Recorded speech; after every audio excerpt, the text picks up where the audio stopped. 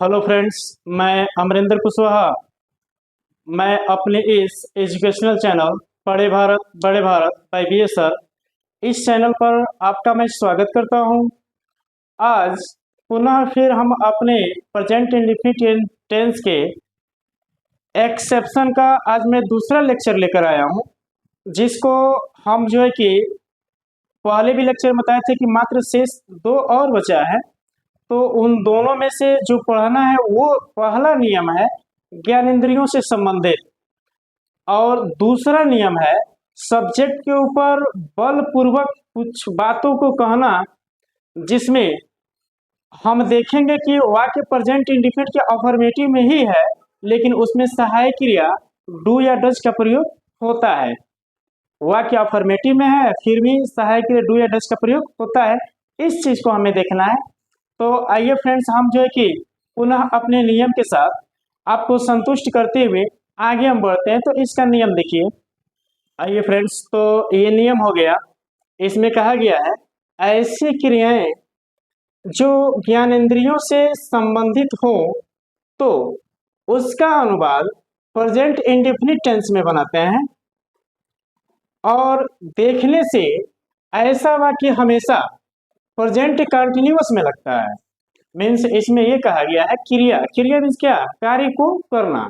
जो कार्य हो रहा है वो हमको देखना है कि जो क्रियाएं ज्ञानेंद्रियों से संबंधित हो तो ऐसे वाक्यों का अनुवाद हम प्रेजेंट इंडेफिनिट टेंस से बनाते हैं, लेकिन देखने से यह वाक्य हमेशा प्रेजेंट कंटिन्यूअस की तरीके से होता है। यही चीजें हमें देखना है कि इसमें अगर जैसे ज्ञानेंद्रिय हमारी होती है 5, आंख, कान, नाक, जीभ, त्वचा, जिसको हम अपने इंग्लिश लैंग्वेज में सेंस ऑर्गन के नाम से जानते हैं।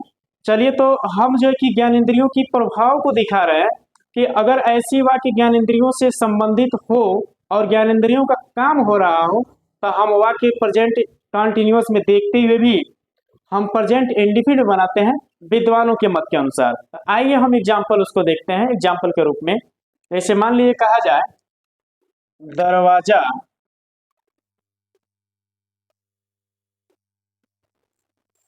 कोई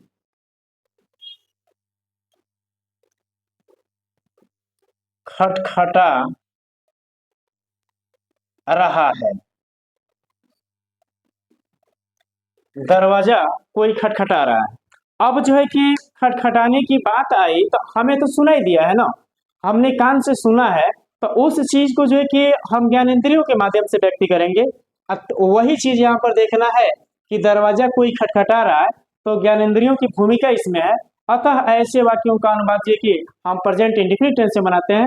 अब वो देख लेंगे कि प्रेजेंट इंडेफिनिट के किस काइंड में है, अफर्मेटिव में है कि निगेटिव में है या इंट्रोगेटिव में है। तो हम सबसे पहले जो है कि सब्जेक्ट के रूप में लिखेंगे कोई। मीन्स यहाँ पर कोई ना कोई व्यक्ति है जिसके माध्यम से ये घटित घटनाएं घटित हो रही है, यानी दरवाजे को खटखटाया जा रहा है। तो कोई व्यक्ति की अंग्रेजी हम लिखेंगे समवन।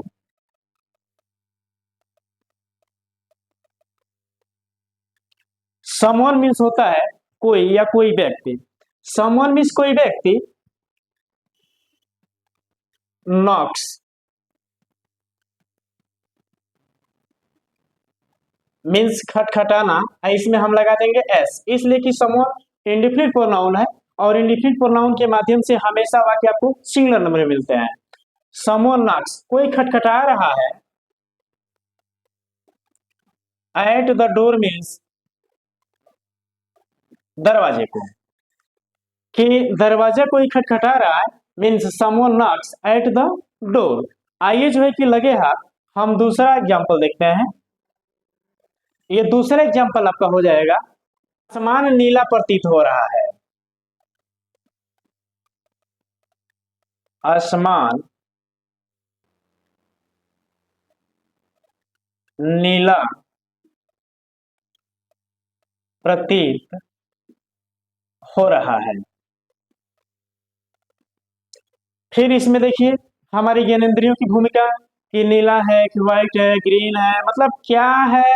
ऐसी स्थिति में जो कार्य हुआ है देखने का, वह कार्य जो है कि आंख का हुआ है। तो अब इस सिचुएशन में जो है कि हम फिर बनाएंगे तो वही नियम लेंगे कि the sky means Akash, appear या सीम्स भी कर सकते हैं।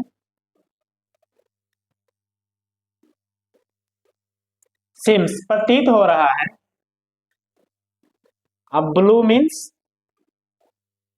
नीला। हम बस केवल यहाँ पर पढ़ रहे हैं कि ज्ञानेंद्रियों का प्रयोग जो प्रेजेंट कंटिन्यूअस के तरीके से दिख रहा है, लेकिन अनुवाद हम प्रेजेंट इंडिफिनिट टेंस में कर रहे हैं।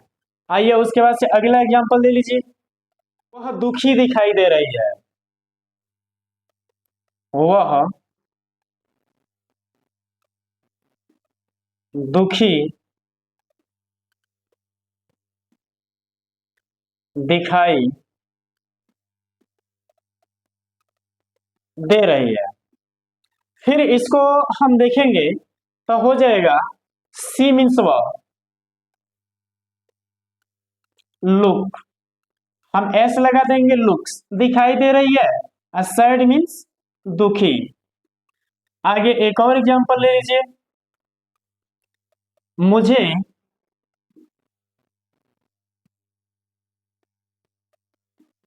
कक्षा के बाहर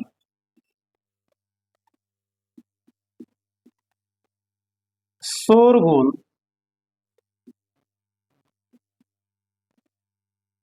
सुनाई दे रहा है। मुझे कक्षा के बाहर शोरगुल सुनाई दे रहा है। अब इसको हम बनाएंगे तो हो जाएगा आई हियर नॉइज। मुझे सुनाई दे रहा है क्या? मुझे शोर सुनाई दे रहा है। आउट मीन्स बाहर, ऑफ द क्लास मीन्स कक्षा के।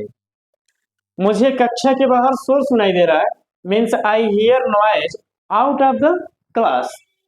फ्रेंड्स इसको जो है कि आप नोट करिए बढ़िया से, पुनः अपनी राय सलाह जो है कमेंट बॉक्स में आप दे सकते हैं, तो इसको नोट करिए। इसके बाद से अगला जो है कि रूल है, ये सब्जेक्ट के ऊपर बलपूर्वक किसी बात को कहना। आइए उसको हम नियम में देखते हैं। तो आइए फ्रेंड्स पुनः हम जो है कि लगे हाथ दूसरा नियम भी देख ले। यदि प्रेजेंट इंडेफिनिट टेंस में सब्जेक्ट के ऊपर बलपूर्वक कोई बात कही गई हो तो मीन्स आप ये समझेंगे कि कोई सब्जेक्ट है और सब्जेक्ट को किसी कार्य को करना है, लेकिन उस कार्य को दबाव देकर कहा गया हो, तो ऐसे वाक्यों का अनुवाद करते समय सिंगुलर सब्जेक्ट के साथ सहायक क्रिया डज और प्लूरल सब्जेक्ट के साथ डू का प्रयोग करके मुख्य क्रिया का फर्स्ट फॉर्म लिखते हैं। इसमें देखना आपको यह है कि यह वाक्य अफर्मेटिव में रहेगा और अफर्मेटिव में होते हुए भी इसमें सहायक क्रिया डू या डज का प्रयोग किया जाता है उस समय जब सब्जेक्ट के ऊपर बल पूर्वक कोई बात कही गई हो। जैसे मान लीजिए कहा जाए मैं जाता तो हूँ, मीन्स आप मुझे अगर कोई बात कर रहे हैं और कहने के बाद से मेरा रिप्लाई है कि मैं जाता तो हूँ, तो ये तो हूँ शब्द जो है ये बल दे रहा है कि जब उस कार्य को मैं करिए रहा हूँ तो उसमें कहने वाली कौन सी बात है, तो इस तरीके से इसमें बल दिए जाते हैं। तो आइए इसको एग्जाम्पल में हम देखते हैं। मैं पढ़ता तो हूँ, पढ़ता तो हूँ।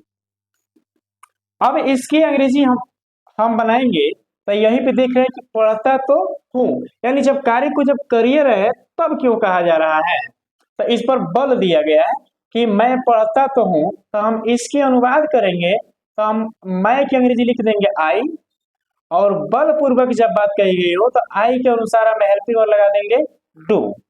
आई डू रीड, ये हो गया आई डू रीड, मैं पढ़ता तो हूँ। ठीक उसी प्रकार से आगे और देखिए, जैसे मान लीजिए कहा जाए वह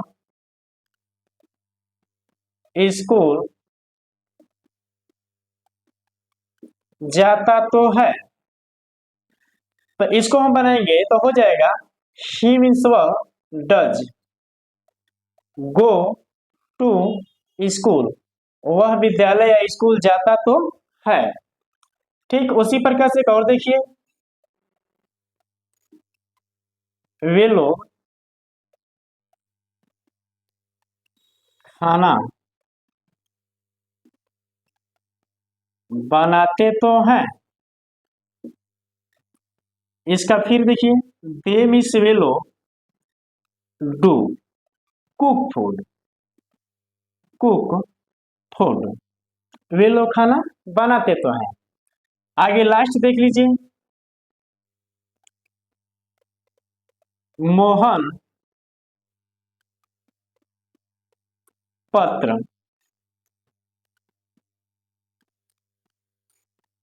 लिखता तो है, का हो जाएगा Mohan does write a letter, Mohan does write a letter. Friends, एक बार मैं ओरली फिर रिवीजन कर रहा हूँ।